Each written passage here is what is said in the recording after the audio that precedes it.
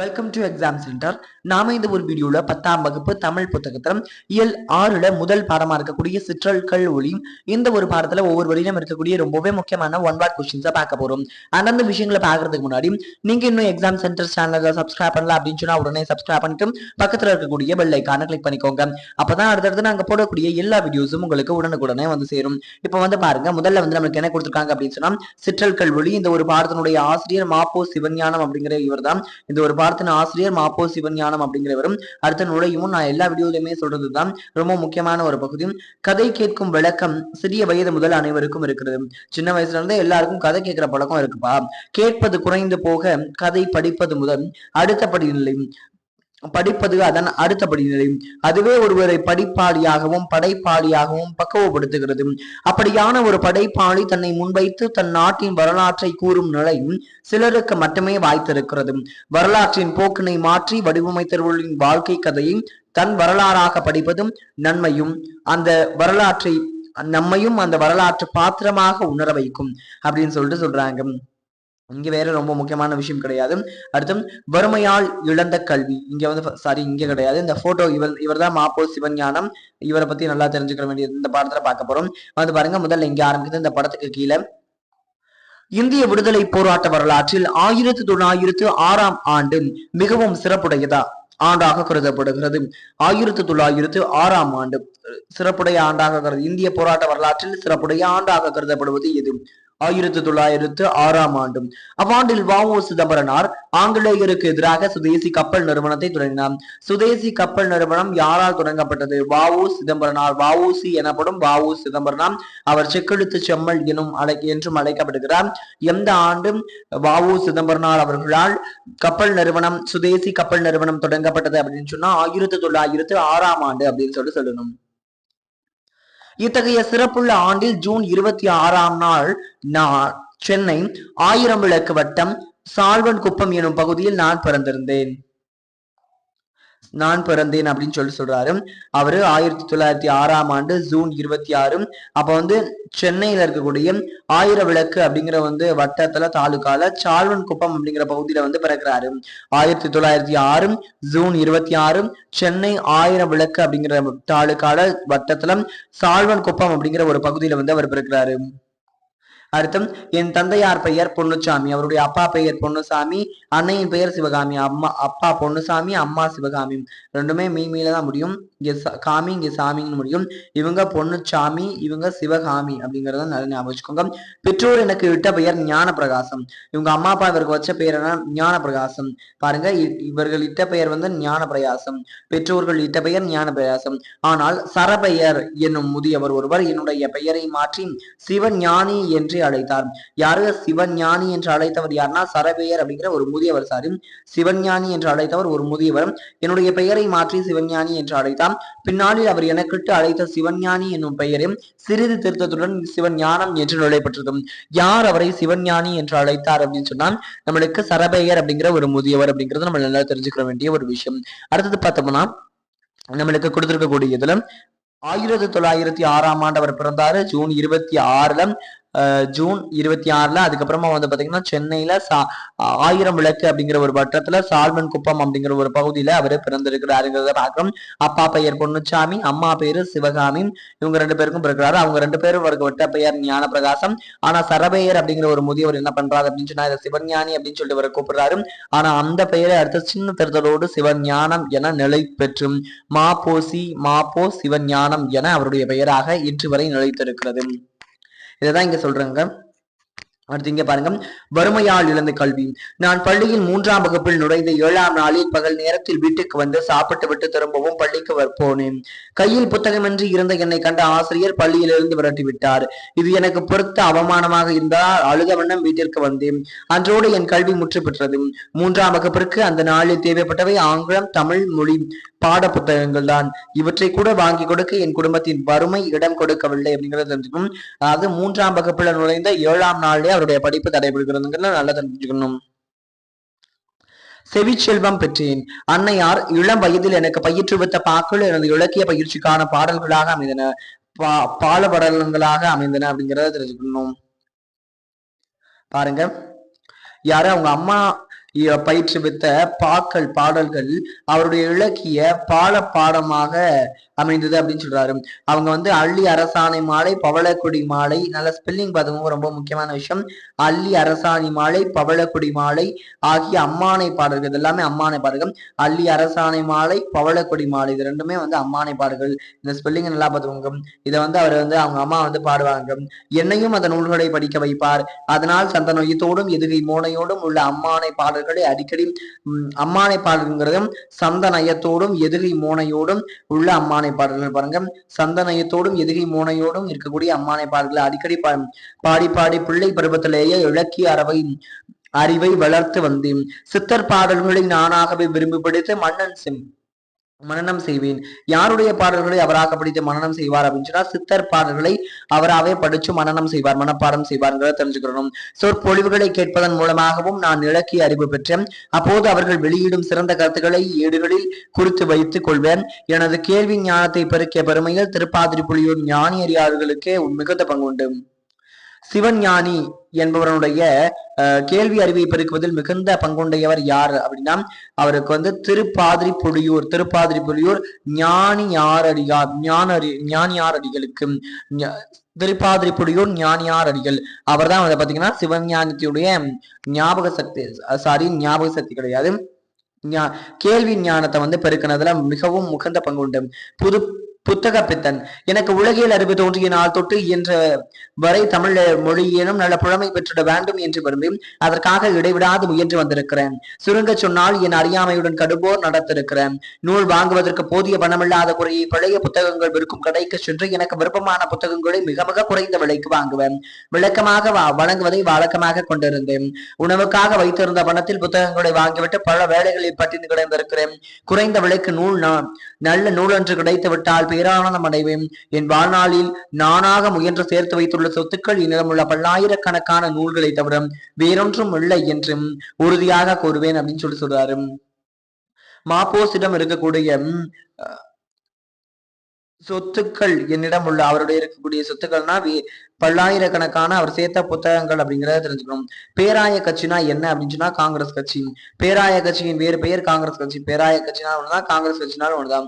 அப்ப பேராய கட்சியின் வேறு பெயர் காங்கிரஸ் கட்சி. 1931 காந்தி இர்வின் ஒப்பந்த காலத்திலே நாடு முழுவதிலும் இருந்த பேராய கட்சிக்காரர்கள் ஆக்கம் தரும் வேலைகளில் ஈடுபடுத்தப்பட்டனர். பாருங்க, 1933 காந்தி இர்வின் ஒப்பந்தம் 1931 காந்தி இர்வின் ஒப்பந்தம். அந்நிய துணைக்கடை மறியல் காந்தி இர்வின் ஒப்பந்தத்தின்படி அனுமதிக்கப்படவில்லை.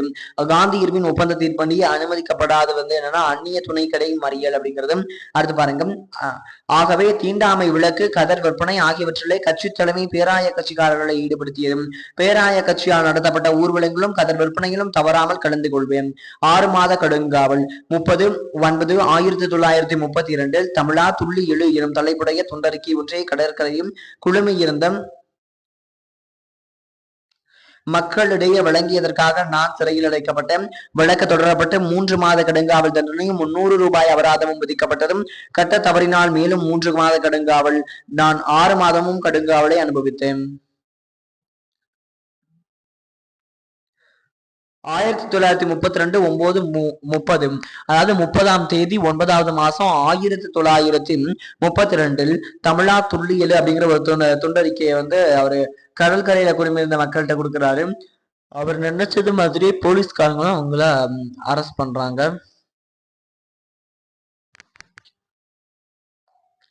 அப்புறம் வந்து பாத்தீங்க அப்படின்னு சொன்னா 300 ரூபாயும் 3 மாத கால சிறை தண்டனையும் விதித்திருக்கிறாங்க. ஆனா அவர் கட்டாதனால அவனுக்கு 6 மாத கால சிறை தண்டனை தராங்கிறத பாத்துக்கிறணும். 1942 ஆகஸ்ட் 8ஆம் நாள் இந்திய வரலாற்றில் பொன் எழுத்துக்களால் பொறிக்கத்தக்க புனித நாளாகும். 1942 ஆகஸ்ட் 8ஆம் நாள் இந்திய வரலாற்றில் பொன் எழுத்துக்களால் பொறிக்கத்தக்க புனித நாளாகும். ஏன் அப்படின்னு சொன்னா அன்றுதான் இந்தியாவை விட்டு வெளியேறு என்கின்ற தீர்மானத்தை பம்பாயில் கூடிய அகில இந்திய பேராய கட்சி ஒரு மனதாக நிறைவேற்றியதும் இந்தியாவை விட்டு வெளியேறு என்ற தீர்மானத்தை பம்பாயில் கூடிய அகில இந்திய பேராய கட்சி ஒரு மனதாக நிறைவேற்றியதும் தேசம் முழுவதும் அன்று புத்துயிர் பெற்றது. நாடெங்கும் தலைவர்கள் கைதான நிலையில் நானும் ஆகஸ்ட் 13ஆம் நாள் வேலூர் மத்திய சிறைச்சாலையில் அடைக்கப்பட்டேன். வேலூர் மத்திய சிறைச்சாலையில ஆகஸ்ட் 13ஆம் நாள் அடைக்கப்பட்டேன். காமராஜர், தீரர் சத்தியமூர்த்தி, பிரகாசம் உட்பட தென்னிந்தியாவின் முன்னணி தலைவர்கள் பலரை அங்கு நான் கண்டேன்.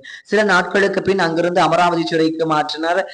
சிறைச்சாலையில் எங்களுக்கு ஒதுக்கப்பட்ட இடத்தினுடைய மேற்கூரை துத்தநாகரவர்களால் வேயப்பட்டிருந்தது. கோடை காலத்தில் 1220 பாகை அளவில் பெரிய வெயில் காயக்கூடிய பகுதியில் மின்சார விசிறி கூட இல்லாமல் எங்களுடைய நிலை மிகவும் இறங்கத்தக்கதாக இருந்தது.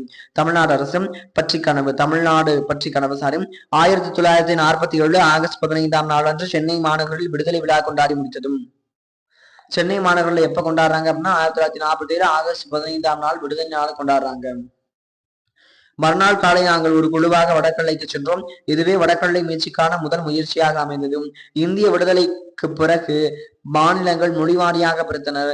அப்போது ஆந்திர தலைவர்கள் சித்தூர் மாவட்டம் முழுவதையும் புதிதாக அமையவிருக்கும் ஆந்திர மாநிலத்துடன் இணைக்க விரும்பினர்.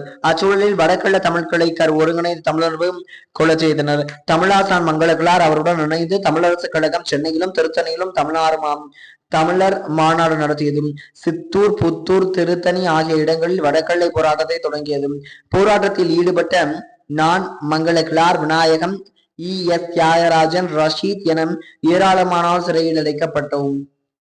போராட்டத்தில் ஈடுபட்டு ராஜமுந்திரி, சிறையில் இருந்த திருவாலங்காடு கோவிந்தராஜனுடைய பழமொழி நிறையிலிருந்து மாணிக்கம் ஆகிய இருவரும் சிறைகளே உயர்த்திருந்தனர்.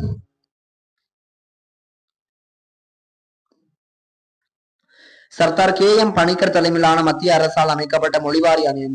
மத்திய அரசால் அமைக்கப்பட்ட மொழிவாரி ஆணையம் அப்படிங்கிறது சர்தார் KM பணிக்கர் அப்படிங்கிறவருடைய தலைமையிலானதாக இருக்கக்கூடியது. அந்த சர்தார் KM பணிக்கர் அப்படிங்கிறது அதனை எங்களால் ஏற்க முடியவில்லை. மாலவன் குன்றம் போனால் என்ன, வேலவன் குன்றமாவது எங்களுக்கு வேண்டும் என்று முழங்கினோம். மீண்டும் பெருக போராட்டத்தை தொடங்கியதும். அதன் விளைவாக படாஸ்கர் ஆணையம் அமைக்கப்பட்டு திருத்தணி வரை உள்ள தமிழ் நிலங்கள் மீட்கப்பட்டன. அதன் விளைவாக படாஸ்கர் ஆணையம் அழைக்கப்பட்டு திருத்தணியில் உள்ள தமிழ் மாநிலங்களை மீட்கப்பட்டன.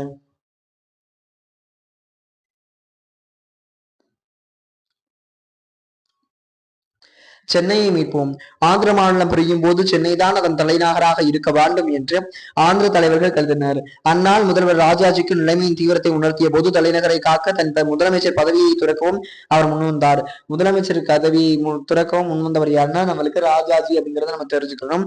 அடுத்து தீவிரத்தை உணர்ந்த போது தலைநகரை காக்க தன் முதலமைச்சர் பதவியை துறக்கவும் அவர் முன்வந்தார். சென்னை மாகாணத்திலிருந்து பிரியும் ஆந்திரா அமைவதற்காக ஏற்படுத்தப்பட்டிருந்த நீதிபதி வாஞ்சு தலைமையிலான ஒரு நபர் ஆணையம் ஆந்திரத்தினுடைய தலைநகராக ஏற்பாட்டினை பரிந்துரைத்திருப்பதாக அதிகாரப்பூர்வமற்ற கருத்துகள் நிலவின. இதையொட்டி மாநகராட்சி சிறப்பு கூட்டம் ஒன்றை அப்போதைய மாநகர தந்தை செங்கல்வராயன் தலைமையில் கூட்டி சென்னை பற்றிய தீர்மானம் ஒன்று முன்மொழிந்த தலையை கொடுத்தேனும் அப்படின்னு சொல்லி கொடுத்துருக்காங்க. இதுக்கான சரியான ஆன்சர் என்ன அப்படிங்கிறத கேட்கணும்.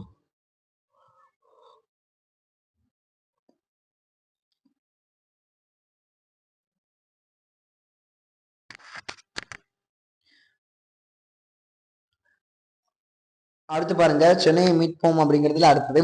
இதையொட்டி மாநகராட்சி சிறப்பு கூட்டம் ஒன்று அப்போதைய மாநகர தந்தை செங்கல்வராயன் தலைமையில் கூட்டி சென்னை பற்றியும் தீர்மானம் ஒன்று முன்மொழிந்தது. தலையை கொடுத்தேனும் தலைநகரை காப்போம் என்று முழங்கினேன். தீர்மானம் வெற்றிகரமாக நிறைவேற்றப்பட்டமை நடுவண் அரசை அசைத்ததும். கடைசியாக 25/3/1953 அன்று நாடாளுமன்றத்தில் பிரதமர் நேரு நடுவண் அரசின் சார்பில் அதிகாரப்பூர்வமான உறுதிமொழி ஒன்றை வெளியிட்டார். அதன்படி ஆந்திர அரசின் தலைநகரம் நாட்டின் எல்லைக்குள்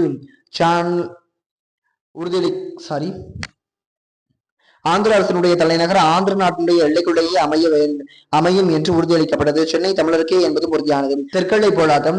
தாய் தமிழக மக்கள் பல பேர் கிளர்ச்சியோட எனக்குள்ள தொடர்பு அறிந்திருக்க மாட்டாங்க. நான் முதல்ல ஈடுபட்டதே தெற்கெல்லை கிளர்ச்சியில தான். 1946 அக்டோபர் 25 நாகர்கோவில் நகரனுடைய ஒரு பகுதியான வடிவீசுவரத்தில் வடிவை வாழ்பர் சங்கத்தின் ஆண்டு விழாவில் பேசினேன் பாருங்க. 1946 அக்டோபர் 25 நாகர்கோவில் நகருடைய பகுதியில வடிவீஸ்வரத்துல பாத்தீங்கன்னா ஒரு வடிவை வாலிபர் சங்கம் அப்படிங்கிற ஒண்ண வந்து ஆரம்பிக்கிறாங்க. சங்கத்தின் ஆண்டு விழாவில் பேசினால் அந்த ஆண்டு விழாவில் அவர் பேசலாம். அதுதான் தற்கொலை கிளர்ச்சி பற்றிய எனது முதல் பேச்சு. அந்நாளில் திருவிதாங்கூர் சமஸ்தானம் தனி அரசாக இருந்தது. அந்த நாள்ல வந்து திருவிதாங்கூர் சமஸ்தானம் தனி அரசாக தெரிந்து தருவோம். நான் சிலப்பதிகார காப்பியத்தை மக்களிடம் கொண்டு செல்ல விரும்பியதற்கு காரணம் உண்டு. திருக்குறளையும் கம்பராமாயணத்தை விரும்பாதவன் அல்லன். ஆயினும் இதை இந்திய தேசிய ஒருமைப்பாட்டிற்கு கேடில்லாத வகையை தமிழகத்தை ஒன்றுபடுத்த எடுத்துக்கொண்ட முயற்சிக்கு பண்பக்கூடிய ஒரு இலக்கியம் தமிழில் உண்டென்றால் அது சிலப்பதிகாரம் தவிர வேறொன்றும் இல்லை என்று உறுதியாக கூறுவேன். இளங்கோ தந்த சிலம்பு தமிழ்நாட்டினுடைய பொது சொத்து. எந்த நூல்களை அவர் விரும்பல அப்படின்னு சொல்றாரு, விரும்பவில்லை அப்படின்னு சொல்லலாம். திருக்குறளை கம்பராமாயணம் எனக்கு பிடிக்காது அப்படின்னு நான் சொல்லுவேன் அப்படிங்கிறாரு. பாருங்க, சிலப்பதிகாரம் அப்படிங்கிறது ஒரு காப்பியம். சிலப்பதிகாரம் அப்படிங்கிறது காப்பியம் நல்லா ஞாபகம் வச்சுக்கணும். அடுத்து சிலப்பதிகாரம் இளங்கோ தந்த சிலம். இளங்கோ தந்த சிலம்னா இளங்கோ அடிகள் தந்த சிலப்பதிகாரம். அடுத்து தமிழகத்தின் பொது சொத்து. எனவேதான் தமிழகத்தின் பட்டி தொட்டி எங்கும் சிலப்பதிகார மாநாடுகள் நடத்தினோம். சிலம்பு செல்வர் மாப்போசி 1953 54ஆம் ஆண்டுகள்ல வந்து தெற்கடை பகுதியில் கேரளானா திருவிதாங்கூர் அப்படிங்கிற ஞாபகம் வச்சுக்கோங்க. திருவிதாங்கூர்னா கேரளா அப்படிங்கிற ஞாபகம் வச்சுக்கோங்க. 1953 54ஆம் ஆண்டுகள் தெற்கடை பகுதியான கேரளா மாநிலம், அதாவது திருவிதாங்கூர்ல முடியாட்சியிலிருந்து மீட்கவும் போராடினோம். தமிழக வடக்கு தெற்கு எல்லை கிளர்ச்சி தமிழகம் தழுவிய அளவில் தொடங்கி வைத்த தமிழரசு கழகம்தான் என்றாலும் அதனை நடத்துகின்ற பொறுப்பை எல்லை பகுதி மக்களிடமே விட்டு வைத்திருந்தேன். அவர்களுடன் பி எஸ் மணி, மா சங்கரனிடம், அதுக்கப்புறமா நாஞ்சில் மணிவண்ணன், பி.ஜே. பண்ணையா ஆகியோர் முதன்மையானவர்கள். தெற்கெல்லை கிளர்ச்சியில் திருவிதாங்கூர் அதாவது கேரளா ஆட்சி நடத்திய துப்பாக்கிச் சூடு காரணமாக உயிர் நீத்த தமிழக அரசு கழக தோழர்களான தேவசையாகம், செல்லையா ஆகிய இருவரையும் நான் மறந்துவிடக்கூடாது. நுதானியல், தானுலிங்கம், கந்தரமாகன் போன்ற முதியவர்களும் என்பவர்களால் நம்பிக்கை வைத்திருந்தனர். இயற்கையாகவே போர்க்குணம் கொண்ட நேசமணி தென் விதாங்கூர் அதாவது தெற்கு கேரளா மிகுந்த செல்வாக்குடையவர். அவருடைய வருகைக்கு பிறகு போராட்டம் மேலும் வலுப்பெற்றது. திருவிதாங்கூர் ஆட்சி அன்று கேரள மாநிலம் உருவானது. அப்போது தமிழர்கள் மிகுதியாக வாழக்கூடிய தேவிக்குளம் பீர்மேடும், தமிழர்கள் மிகுதியாக வாழக்கூடிய பகுதி என்னன்னா தேவிக்குளம் பீர்மேடும், சோழ தேவாலய் அடுத்து வந்து பாத்தீங்கன்னா அகத்தீஸ்வரம், கல்குளம், விளவங்காடு, அடுத்து நாகர்கோவில் ஆகிய பகுதிகளில் தமிழகத்தோடு சேர வேண்டும் என்று தமிழக அரசு கழகம் போராட்டத்தை தொடங்கியது. பசல் அலி ஆணைய திட்டம் விண்ணப்பித்தார். பசல் அலி ஆணையம் நடுவண் அரசுக்கு தந்த பரிந்துரை 1955 அக்டோபர் 10ஆம் நாள் வெளியானது. அந்த பரிந்துரையில் சென்னை மாநிலத்தில் உள்ள மலபார் மாவட்டத்தை கேரளத்தோடும் திருவிதாங்கூர் அப்படிங்கிறத வந்து நம்மளுக்கு எதுல பொருத்தணும் அப்படின்னு சொன்னா பாருங்க, அடுத்து நம்மளுக்கு என்ன கொடுத்துருக்காங்கன்னா திருவிதாங்கூர் அப்படிங்கிறது வந்து நம்மளுக்கு கொச்சி அப்படிங்கறத கொடுத்துருக்காங்க. கொச்சி ராஜ்யத்திலிருந்த கல்குளம், திருவிதாங்கூர் அப்படிங்கன்னா கொச்சி ராஜ்யத்திலிருந்த கல்குளம், விளங்கோடு, அடுத்தது தோவாளை, அடுத்து அகத்தீஸ்வரம், செங்கோட்டை ஆகிய பகுதிகள் தமிழ்நாட்டோடும் இணைய வேண்டும் என்றும் குறிப்பிடப்பட்டிருந்தது. தேவிகுளம் பீர்மேடு நம் கைவிட்டு போயிடும். புறநானூற்றிலும் சிலப்பதிகாரத்திலும் பாருங்க, எந்த 2 நூல்கள்னா புறநானூற்றிலும் சிலப்பதிகாரத்திலும் தமிழகத்தின் வடக்கல்லை வேங்கடமலையையும் தெற்கல்லை குமரமலையையும் கூறப்படுவதை படித்த போது என் நெஞ்சில் இரும்போது எழுதியது. இயற்கை மலையும் கடலும் ஒரு நாட்டின் இயற்கை எல்லைகளாக அமைவது அந்த நாட்டினுடைய தவ பயனாகும். அந்த தெய்வீக எல்லைகளை ஓரளவிலும் தமிழகம் திரும்ப பெற்றிருக்கிறது என்பதை என்னுடைய வாழ்நாள் மகிழ்ச்சியாகும். அலைகடல் தாண்டி மழைபல கடந்து 8 திசைகளும் பரவிய தமிழ்நாட்டினுடைய ஒரு பகுதியும் 8 திசையும் புகழ் மணக்க கடல் கடந்த வணிகம் அப்படிங்கிறது சொல்லியிருக்காங்க. ஆஸ்திரிய நாடு தலைநகரான ஆஸ்திரியா அப்படிங்கிற ஒரு நாடும் அந்த நாட்டினுடைய தலைநகரான வியன்னாவில் அந்த நாட்டின் வியன்னாங்கிறது ஆஸ்திரிய நாட்டினுடைய ஒரு தலைநகம் அமைந்துள்ள அருங்காட்சியகத்துல பேப்ரிஸ் சாலையில் எழுதியிருக்காங்க. பேப்ரிஸ் சாலையில் எழுதப்பட்ட அரிய வகை கையெழுத்து சுவடி ஒன்று கண்டுபிடிக்கப்பட்டது.